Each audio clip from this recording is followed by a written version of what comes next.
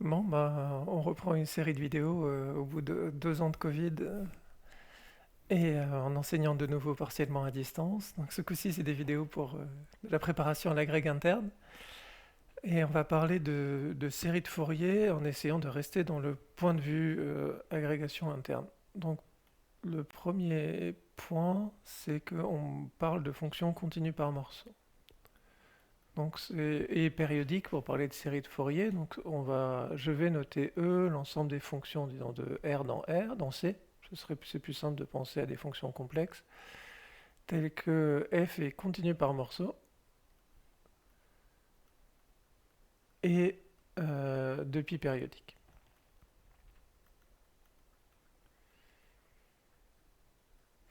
Alors, continue par morceau, ce que ça veut dire ici, c'est que sur 0 de pi, disons sur le segment 0 de pi, on a éventuellement un nombre fini de points de discontinuité. Et quand chacune de ces discontinuités-là, f a à la fois une limite à gauche et une limite à droite. En général, continu par morceau, ça veut dire que sur chaque segment contenu dans le domaine, ici R, on a un nombre fini de discontinuités en lesquelles la fonction a une limite à gauche et une limite à droite. On manipulera aussi des fonctions C1 par morceau dans d'autres vidéos, je pense. Sur E, on est habitué à noter, à considérer la norme infinie. Donc on a la norme de f, la norme du sup.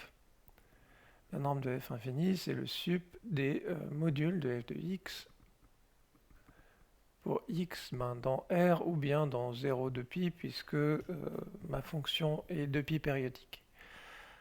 C'est fini, f est continu par morceau, donc en fait, si je regarde juste sur 0 de pi, j'ai un nombre fini de segments, une décomposition de 0 de pi, sur lesquels, sur l'intérieur de chaque segment, f coïncide avec une fonction continue. Il y a peut-être des sauts, mais avec une limite à gauche et à droite en chaque point. Et en particulier, comme chaque fonction continue sur un segment est bornée, c'est pareil pour les fonctions continues par morceau. Mais on a aussi, et c'est plus pertinent peut-être quand on regarde des séries de Fourier, on a aussi la norme euclidienne, qui est, alors il y a une racine carrée parce que c'est une norme euclidienne, mais c'est la racine carrée de l'intégrale. Alors je vais peut-être la mettre au carré parce que sinon ça va être illisible avec cette tablette. Alors ce qu'on voudrait faire, c'est l'intégrale, ça je le mettrai après, c'est l'intégrale entre 0 et 2pi de module de f de t au carré dt. Et ça vient d'un produit scalaire qui est l'intégrale entre 0 et 2pi de f de t conjugué de g de t dt. Donc ça c'est très bien, c'est une norme sur l'espace des fonctions continues. Sur les fonctions continues par morceau, il faut faire attention, si on a juste un saut, par exemple, si la fonction vaut 0 partout, sauf en pi plus 2 kpi où elle vaut 1, ben cette intégrale vaut 0, donc on a seulement ce qu'on appelle une semi-norme. Donc bon, il faut peut-être faire des identifications, peut-être dans cette vidéo on pourrait surtout penser que nos fonctions sont continues. En tout cas, notre norme au carré, on va plutôt la normaliser pour faire en sorte que la norme d'une fonction constante égale à 1, ça fasse 1. Et donc, on multiplie par, enfin, on divise par la longueur de l'intervalle, voilà, par la période. Évidemment, je vais faire avec des fonctions de pi périodiques parce que ça permet d'écrire juste des cosinus et des sinus, mais on pourrait travailler avec des fonctions de période quelconque et faire 1 sur t intégrale de 0 à grand t. Bref, on se ramène l'un à l'autre par une multiplication, donc je vais rester avec 2pi.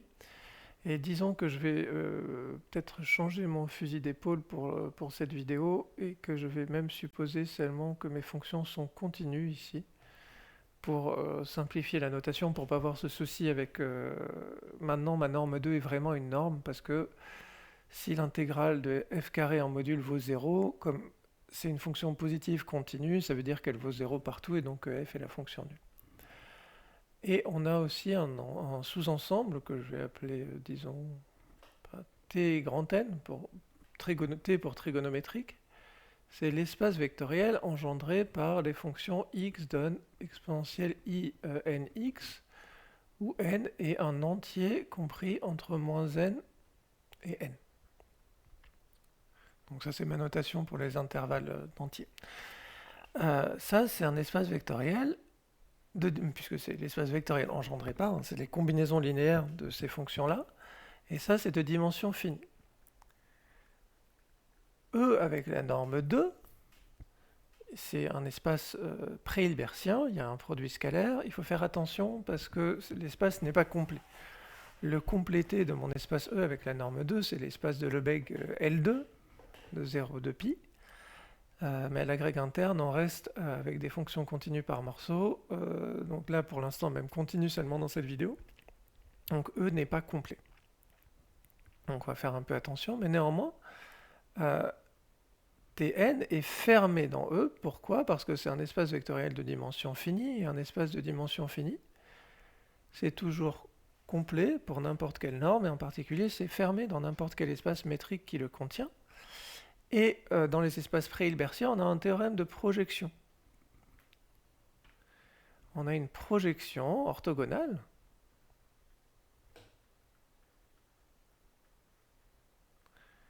que je vais appeler pour l'instant, je vais appeler S indice n, qui va de E dans T indice grand N, et qui est linéaire, comme toute projection orthogonale sur un espace vectoriel fermé, et de norme 1, si du moins je suppose que...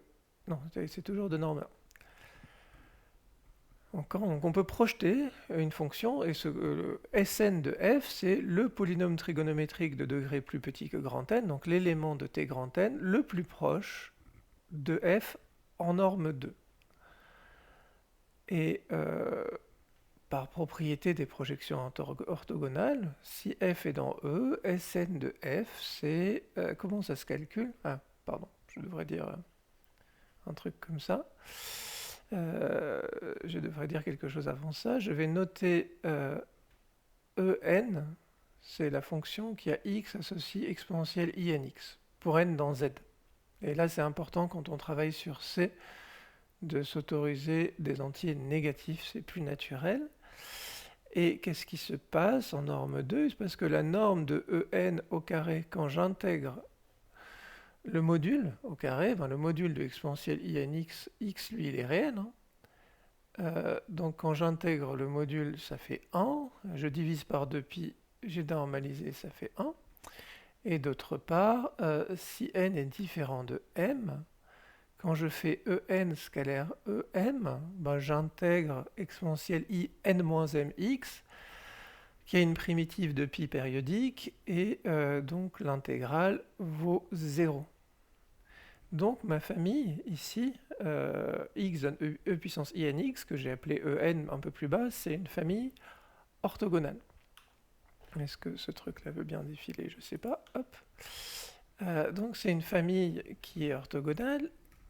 Du coup, la projection orthogonale, pardon, je me réhabitue un jour à faire des vidéos avec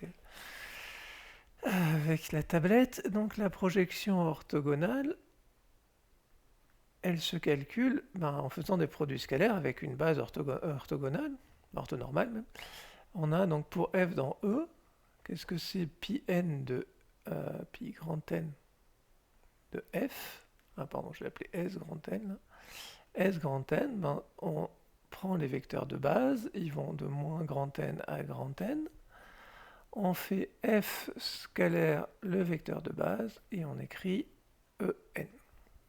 Et les coefficients, c'est ce qu'on appelle en fait une somme partielle de la série de Fourier de f, explicitement la même formule,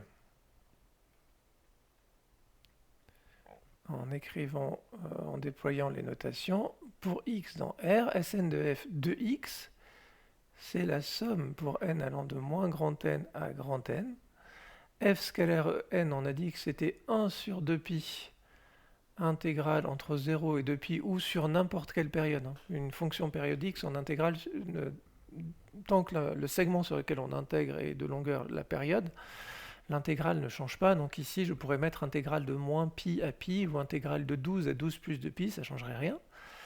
de f de t exponentielle moins int, attention au moins, puisque c'est un produit scalaire qui est sesquilinéaire, donc on a un conjugué pour le terme, on a le conjugué de en qui apparaît ici, et fois en de x, donc e puissance inx.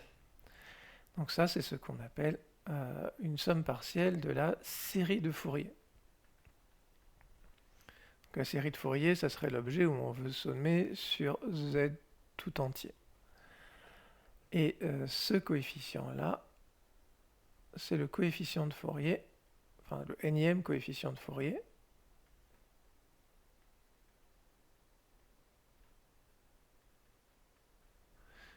qu'on va noter Cn de f. Donc maintenant, ce qu'on voit, c'est que ce qu'on appelle une série de Fourier, c'est en fait la limite, quand grand N tend vers l'infini, d'une suite de projections, quand on réfléchit à E muni de la norme 2. Toujours sur E, je crois que dans cette vidéo, je n'ai pas parlé de fonction continue par morceau. En fait, on a que toute fonction,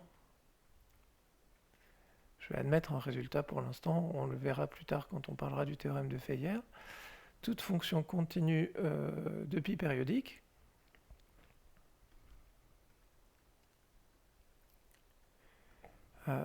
est une limite uniforme d'une suite de polynômes trigonométriques. Donc ça, c'est un résultat que j'admets, qui suit d'un théorème général qu'on appelle le théorème de Stone-Weierstrass, ou qu'on va montrer à la main en utilisant le noyau de Feyer un peu plus tard. Donc, j'admets ce résultat-là pour l'instant, mais en particulier, qu'est-ce qui se passe quand je regarde la norme, pardon, je devrais dire aussi, si ma suite de fonctions converge uniformément, elle converge aussi en moyenne quadratique, parce que la convergence uniforme sur des segments, ça permet d'échanger limite et intégrale. Donc si on revient à la définition, qui est là, je ne sais pas pourquoi ça ne s'affiche pas, c'est pas grave, qui est là, si je fais norme de fn moins f au carré, je vois une intégrale de module de fn de t moins f de t au carré, qui converge uniformément vers 0, puisque fn converge uniformément vers f, et intégrale entre 0 et 2pi, de deux choses qui convergent uniformément vers 0, ça tend uniformément vers 0. Donc si on reprend ici, qu'est-ce qui se passe quand je regarde f moins s grand N de f en norme 2? Ben, ça, c'est la distance entre ma fonction f et l'espace des polynômes trigonométriques, c'est les propriétés de la projection. Sn de f, le projeté de f sur Tn, c'est l'élément de T grand N, le polynôme trigonométrique de degré plus petit que n, le plus proche possible de f, et ça tend vers 0 quand grand N tend vers plus l'infini. Donc on vient de montrer que pour toute fonction continue,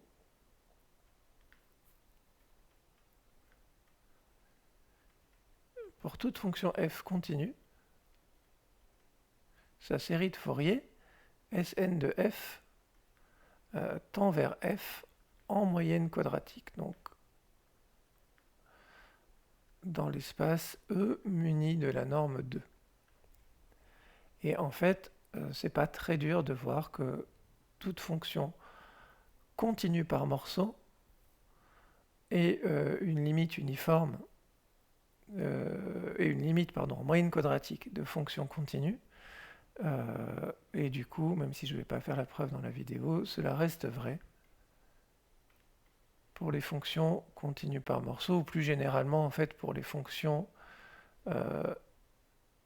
L2, si vous savez ce que c'est, puisque en fait, si on pense en termes L2, les fonctions continues sont denses dans E avec la norme 2, et le résultat qu'on a ici s'étend facilement par continuité.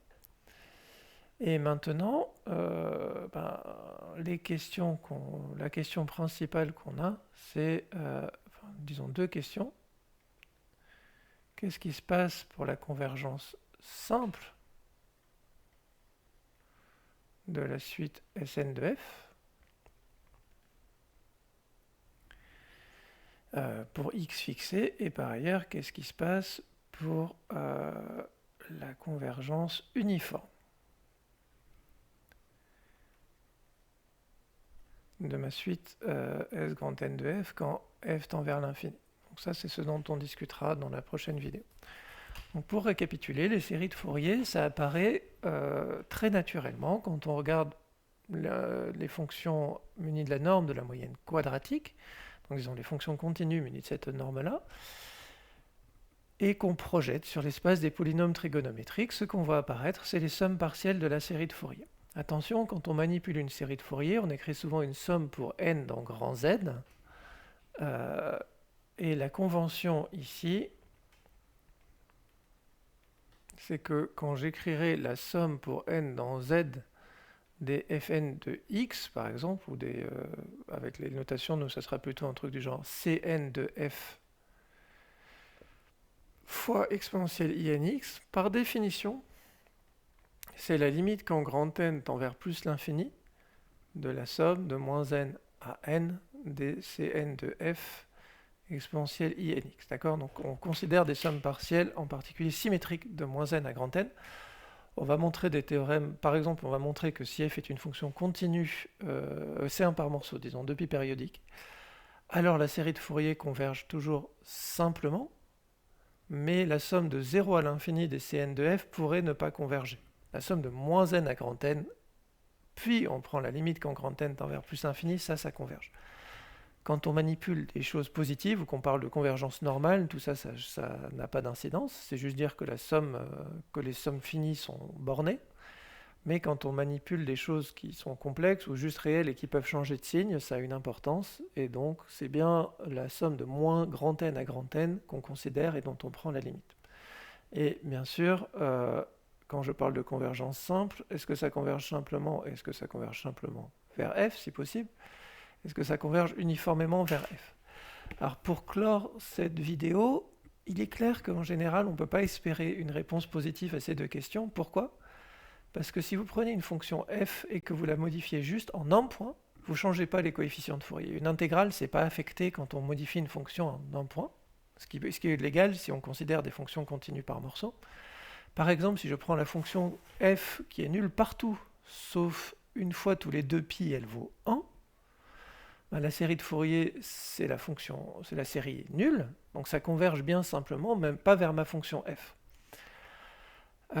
Donc, pour espérer que ça converge vers f, il va falloir un résultat qui prenne en compte la possibilité de saut de limite à gauche, limite à droite, et ça, c'est le théorème de Dirichlet-Jordan qu'on verra après. Pour la convergence uniforme, c'est la même chose. Ça peut en général pas converger vers f, puisque S grand N de f, c'est une fonction continue, et une limite uniforme d'une suite de fonctions continues, c'est une fonction continue. Donc déjà, si f n'est pas continue, la série de Fourier ne pourra pas converger uniformément vers f. Mais même si f est continu, on va voir qu'en général, on n'a pas convergence uniforme de la série de Fourier. Et dans cet ordre d'idées-là, le mieux qu'on aura, c'est si f est continu et C1 par morceau, alors on a convergence uniforme et même en fait normale de la série de Fourier. Et je pense que ça clôt cette première vidéo d'introduction. Je vous remercie pour votre attention. Et on va s'intéresser ensuite à ce qu'on peut dire ici, sous des bonnes hypothèses sur f pour commencer. Peut-être on parlera du lemme de Riemann-Lebesgue.